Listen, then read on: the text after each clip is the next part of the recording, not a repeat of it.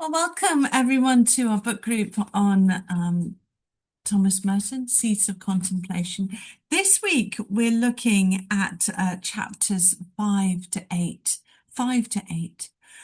So I thought we looked last week at what kind of text are we reading. So this week I thought we'd think about who is Thomas Merton. So I've kind of cribbed some bits and pieces from a few places to give you a summary of his life. And because obviously I've said this before, we do this, we think about the author as well, because a text doesn't come out of the blue. A text always comes out of a person and a person's lived experience. And it's often the wisdom of that experience that we are receiving as a gift. And it's their voice that we're hearing through the words. So it's really good to have an idea of what was Thomas Merton's life like. We may not be able to actually, get to meet him or know what his inner life was like, but we can get an idea from what he writes, but also how his life progressed. What were the significant things in his life that moved him and enabled him to write these amazing texts that he did.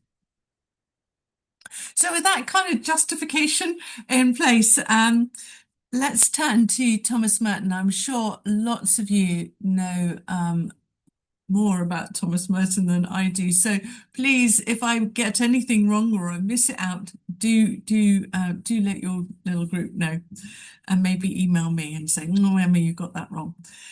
Anyway, so Thomas Merton, he was born on the 31st of January 1915 in Prades in the Pyrenees in France to Welsh parents Owen Merton, or Welsh father Owen Merton, and a New Zealand painter.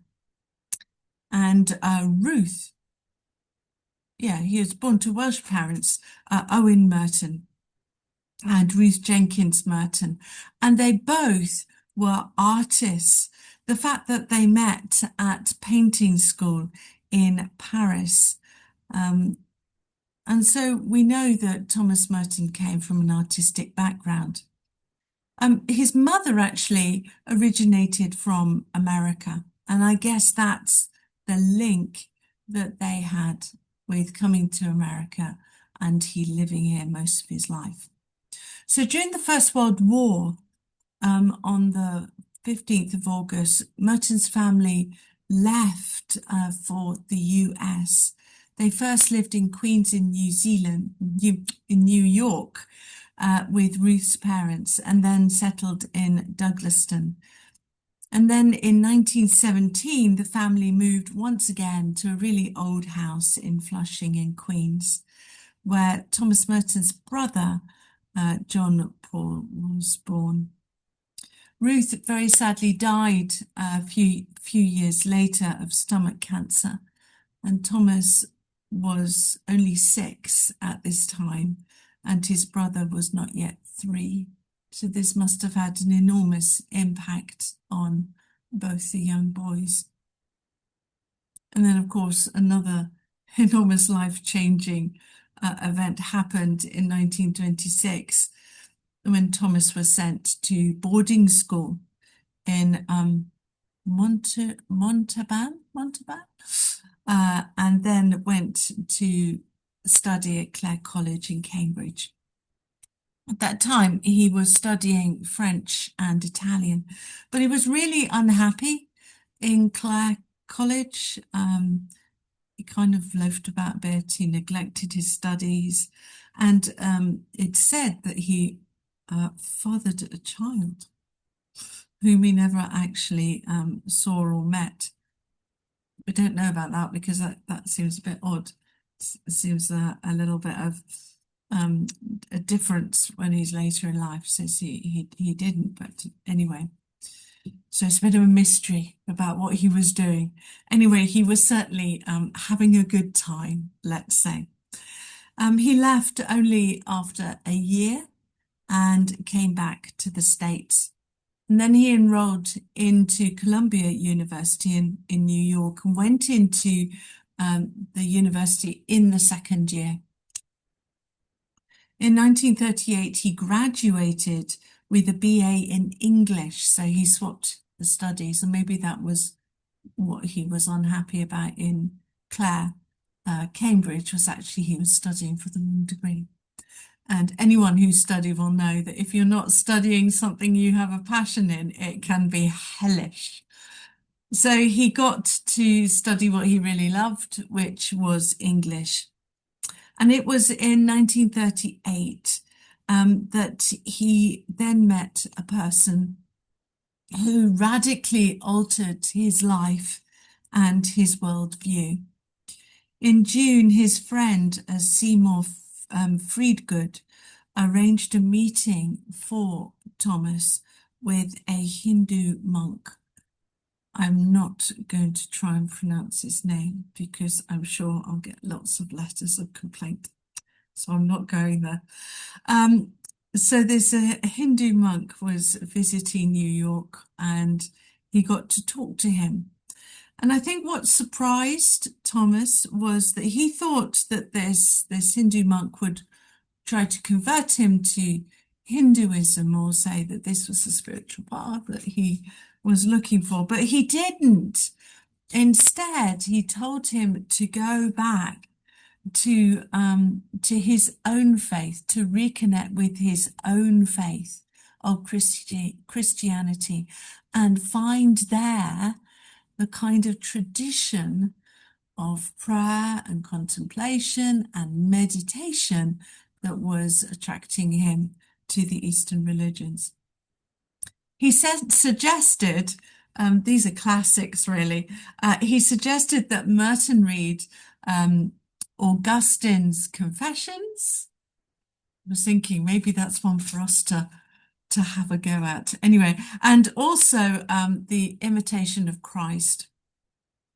And these have always very transformative texts for people, and they were for Thomas Merton. And in August 1938, he attended a mass at Corpus Christi Church, which is near Columbia.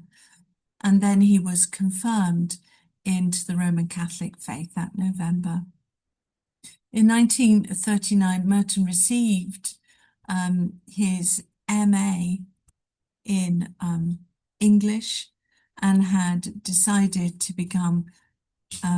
start a PhD in Columbia, but it was then that he realized it was the religious life that he was called to. And there's a wonderful quotation here about going into his deciding. His book, The Seven-Storey Mountain, is an absolute classic and tells the story of his life, but also really tells the story of his calling, and I'm sure a number of you have read it. But he says that he said to his friends, he came back and he said to his friends who were there at the time in the Franciscan order where he was working at the time, he said to them, as we went out the door of the house, I was thinking, I am going to be a priest. When we were on the chicken dock, my mind was full of the same idea. Around 3 or 4 in the afternoon, Gibney left and went home to Port Washington. Peggy and I sat looking at the dirty river for a while longer. Then I walked with her to the subway. In the shadows under the elevated drive over 10th Avenue, I said, Peggy, I mean it. I'm going to enter a monastery and be a priest. She didn't know me very well, and anyway, she had no special ideas about being a priest. There wasn't much she can say. Anyway, what did I expect her to say?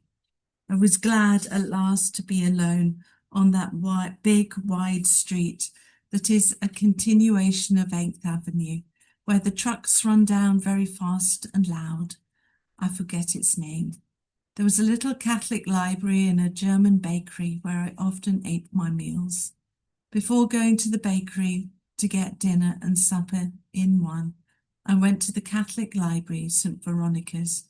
The only book about religious orders they seemed to have was a little green book about the Jesuits, but I took it and read it while I ate the bakery.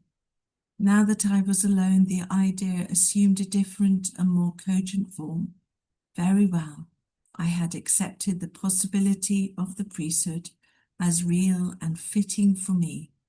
It remained for me to make it, in some sense, more decisive. Fantastic. And he writes loads and loads about it. Really interesting. So he began his road to Gethsemane, but it was going to be a bit of a bumpy one. He began with exploring the Franciscan order, and he intended to enter the novitiate until he was asked to withdraw his application. He was dejected. He took a job at some Bonaventure University, founded by Franciscans on the outside of Orleans, in New York. And during this time, he transformed his lifestyle and became utterly focused on prayer and spirituality. Merton found a really welcoming atmosphere, and most importantly, he found spiritual guidance.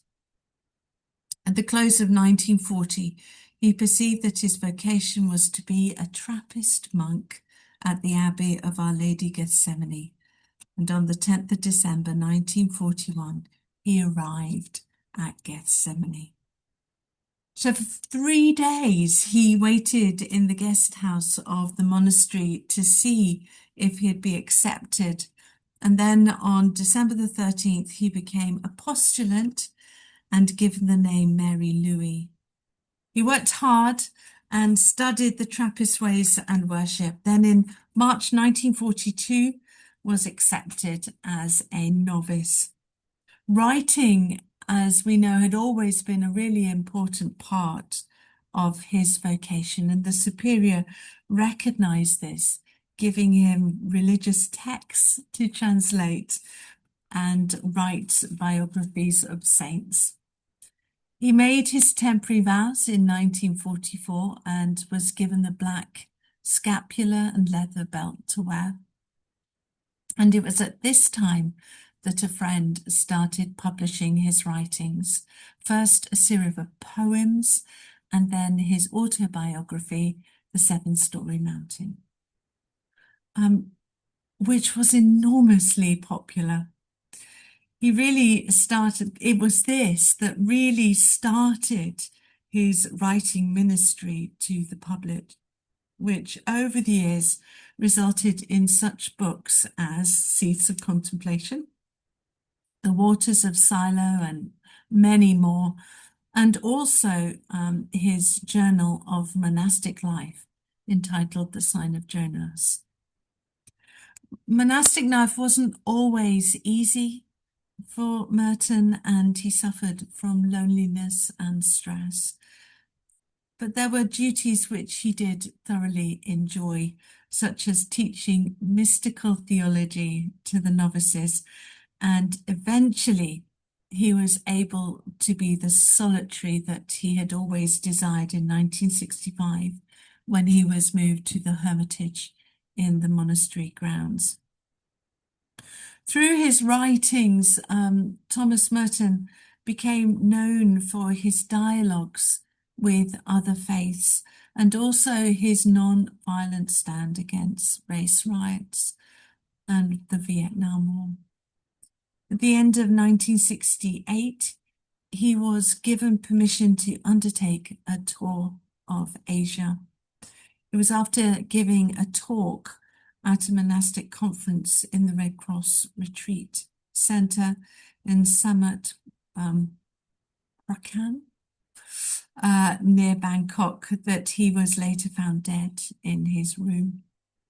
There's some confusion over what actually caused his death, whether it was a defective cord within a standing fan that had given him such an electric shock, which caused heart failure, or whether it was heart failure, which had happened first and then the fan had been knocked over. Either way, his body was flown back to the US and he was buried at Gethsemane Abbey. But I think it's very fair to say that his words live on, and has been so seminal in many people's lives for the spiritual and the mystical guidance that he's given, and the way he has helped so many Christians like myself to really find within the Christian tradition once again that great richness of contemplative prayer, of meditation, and some of the great mystical writings and thoughts which have come to shape many people's faith as well as their lives. So that's just a little potted history of Merton that I've managed to cobble together. But if you can add to that in your groups or correct that in your groups, then please do. I am not the definitive, I am not a Merton scholar, as I have said before. So the questions that I've given you, and they're on the website.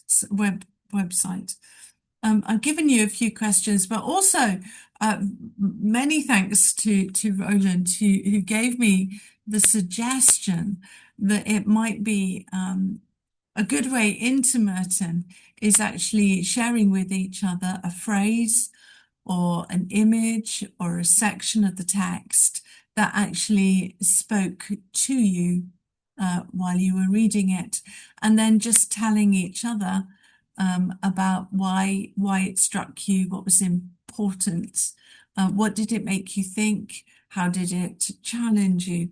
So I've put that in, and I've also put in a few questions so that you have a few, but also you have this opportunity to kind of delve into the text and speak about what moved you. So I'm going to put you into groups now, and I know some of you leave us at this point. We will see you next week, same time, same place. And for the rest of you, I'm going to turn off the recording and put up the questions so you can see them, and then put you into groups.